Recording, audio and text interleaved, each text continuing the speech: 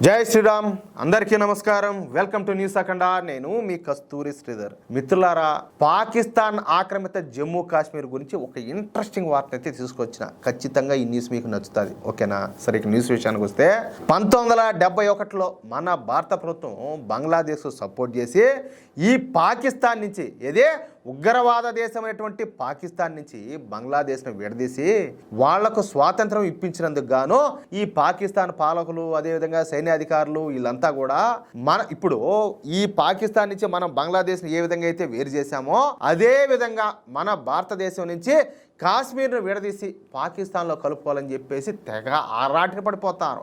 ఆ రోటి నుంచి ఈ రోటి వరకు వీళ్ళ ఆరాటం పోరాటం ఏ విధంగా ఉన్నదో మనమంతా కూడా చూస్తానే ఉన్నాం. అయితే తమ ఆధీనంలో ఉన్నటువంటి పాకిస్తాన్ ఆక్రమిత జమ్మూ కాశ్మీర్ని అభివృద్ధి చేయకపోగా అర్థమవుతుంది మీకు, కనీసం ఆ దేశంలో ఉండే వాళ్ళకు మింగడానికి మెతుకులేదు, రొట్టికి గెత్తి లేదు.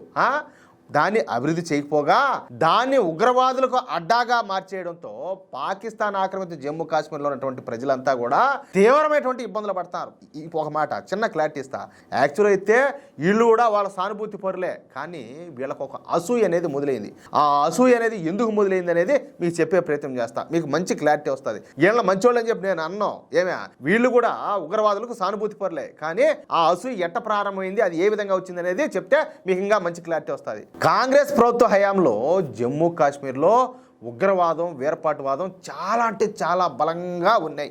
వాటిని నిర్మూలించి జమ్మూ కాశ్మీర్ని అభివృద్ధి చేసేందుకు ఎంత మాత్రం కూడా ఈ కాంగ్రెస్ ప్రభుత్వం గట్టి ప్రయత్నాలు చేయకపోవడం వల్ల జమ్మూ కాశ్మీర్ రాష్ట్రంలో ఎప్పుడు చూసినా కూడా రాళ్ల దాడులు, కాల్పులు, బాంబుల మూతలు అన్నీ కూడా ఏర్పడతా ఉన్నాయి. ఆ కారణంగా జమ్మూ కాశ్మీర్లో కూడా ఎప్పుడు అశాంతి, అరాజకమే రాజ్యం వెళ్తా ఉన్నాయి. అవునా కదా? మీరు చూశారు కదా, మీకు కూడా తెలుసు కదా. ఇప్పుడు నరేంద్ర మోడీ ప్రభుత్వం రాకముందు ఈ జమ్మూ కాశ్మీర్లో పరిస్థితి ఎట్లుందో అందరికీ తెలుసు. కాబట్టి అప్పుడు ఈ పాకిస్తాన్లో ఉన్నటువంటి ఈ పాకిస్తాన్ ఆక్రమిత జమ్మూ కాశ్మీర్ ప్రజలు కూడా పెద్దగా పట్టించుకునేవాళ్ళు కాదు. ఇప్పుడు మనం కష్టాల్లో ఉన్నాం, మనం నకనకలాడిపోతాం, మనకు రొట్టికి కూడా గతి లేదు, మన ఎదురుగా ఉండేవాడు కూడా అట్టే ఉన్నాడు. కాబట్టి పెద్దగా పట్టించుకునేదిలే వాళ్ళను. కానీ ప్రధానిగా మోడీ గారు బాధ్యతలు చేపట్టినప్పటి నుంచి మెల్లమెల్లగా జమ్మూ కాశ్మీర్లో వేర్పాటువాదాన్ని, అదేవిధంగా ఉగ్రవాదాన్ని ఉక్కుపాదంతో మన మోడీ ప్రభుత్వం అణిచివేయడమే కాకుండా ఆ రాష్ట్రంలో అనేక అభివృద్ధి కార్యక్రమాలు కూడా చేపడుతుంది. ఇంకోటి ఏంటంటే ఆర్టికల్ 370 రద్దు తర్వాత అభివృద్ధి కార్యక్రమాలు జమ్మూ కాశ్మీర్లో మరింత ఊపందుకున్నాయి.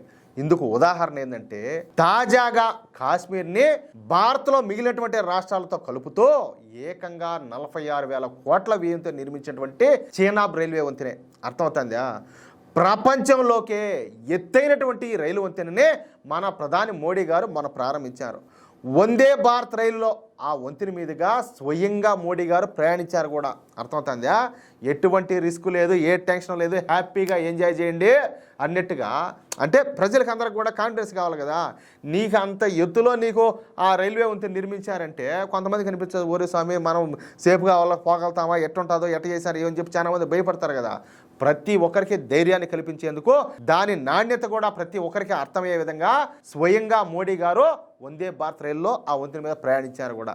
ఇదేగాక జమ్మూ కాశ్మీర్లో 2,700 కోట్ల వ్యయంతో సోనామార్గ సొరంగ మార్గం కూడా నిర్మించారు. జమ్మూ కాశ్మీర్లో జరుగుతున్నటువంటి అభివృద్ధి కార్యక్రమాలు, అమలు చేస్తున్నటువంటి సంక్షేమ పథకాలతో ఆ రాష్ట్రంలో క్రమంగా వేర్పాటువాదం తగ్గిపోయి యువత అంతా కూడా చదువులు, ఉద్యోగాలు, ఉపాధి వైపు మళ్తున్నారు. జమ్మూ కాశ్మీర్లో జరుగుతున్నటువంటి ఈ అభివృద్ధిని చూస్తున్నటువంటి పాకిస్తాన్ ఆక్రమిత కాశ్మీర్లో ప్రజలంతా కూడా భారతదేశంలో విలీనమైపోవాలని చెప్పేసి కోరుకుంటున్నారు. అది కథ. అర్థమైంది మీకు?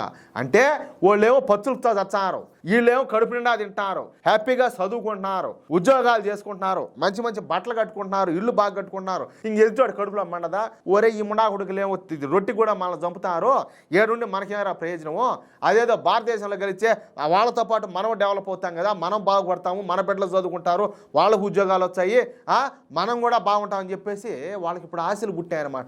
పైగా ఈ పాకిస్తాన్ ఉగ్రవాదంతో విసిగి వేసారిపోయినటువంటి అక్కడి ప్రజలంతా కూడా పెహల్గాం దాడి తర్వాత ప్రధాని మోడీ ఉగ్రవాద దేశమైనటువంటి పాకిస్తాన్ని ఏ విధంగా దెబ్బకొట్టారో చూసిన తర్వాత అత్యంత శక్తివంతమైనటువంటి భారత్లో కలిసి ఉంటేనే తమ జీవితాల్లో మళ్ళీ వెలుగులు వస్తాయని చెప్పేసి వాళ్ళంతా కూడా మాట్లాడుకుంటున్నారు. ప్రధాని మోడీ కూడా ఏదో ఒకరోజు ఈ పాకిస్తాన్ ఆక్రమిత జమ్మూ కాశ్మీర్ని భారతదేశంలో విలీనం చేయడమే తన తదుపరి లక్ష్యం అని చెప్పేసి ఈ మధ్య కాలంలో పదే పదే చెప్తానే ఉన్నారు. తెలుసు కదా, మీకు కూడా విన్నారు కదా మీరు కూడా.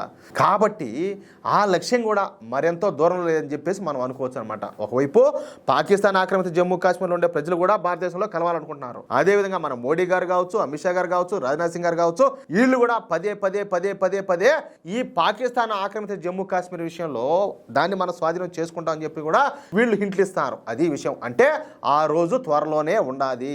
పాకిస్తాన్ ఆక్రమిత జమ్మూ కాశ్మీర్ని మనలో విలీనం చేసుకుంటాం అనేది స్పష్టంగా అర్థమవుతుంది. అది ఆ విషయమా? ఎట్లా న్యూసా? నచ్చిందా మిత్రులారా? ఈ న్యూస్ కనుక మీకు నచ్చినట్లయితే ఖచ్చితంగా ఈ న్యూస్ నలుగురికి షేర్ చేయండి.